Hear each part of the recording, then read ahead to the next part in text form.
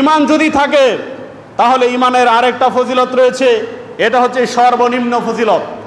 ঈমানের বিন্দু পরিমাণ ঈমানের, একেবারে রায়ের দানা পরিমাণ ঈমানের, সরিষার দানা পরিমাণ ঈমানের একেবারে সর্বনিম্ন ফজিলত।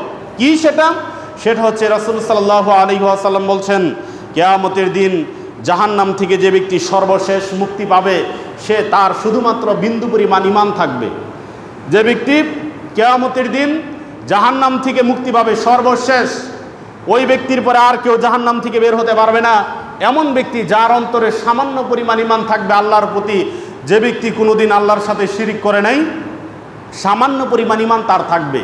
আল্লাহ রাব্বুল আলামিন তাকে বের করে আনবেন, বের করে এনে, ঈমানের সর্বনিম্ন ফজিলত এটা, আল্লাহ রাব্বুল আলামিন তাকে বের করে এনে বলবেন, হে আদম সন্তান, তুমি আমার কাছে কি চাও? আল্লাহ রাব্বুল আলামিন আদম সন্তানকে প্রশ্ন করে আবার নিজেই বলবেন যে আমি যদি তোমাকে পৃথিবীর বিশাল সাম্রাজ্য সমান তোমাকে যদি জান্নাতে জায়গা করে দেই, বিশাল সাম্রাজ্যের সমান জায়গা যদি তোমাকে জান্নাতে দেই, তাহলে তুমি কি সন্তুষ্ট হবে?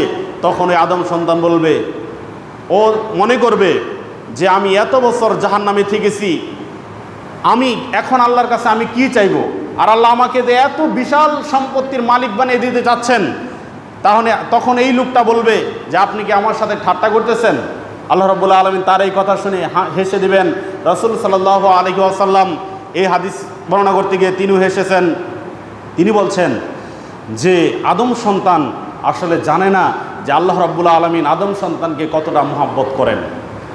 আদম সন্তান জানে না আল্লাহ রাব্বুল আলামিন আদম সন্তানকে কতটা মহব্বত করেন।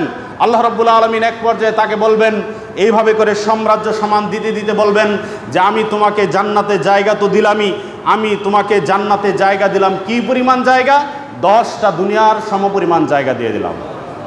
এটা হচ্ছে বিন্দু পরিমাণ ঈমানের সর্বনিম্ন ফজিলত।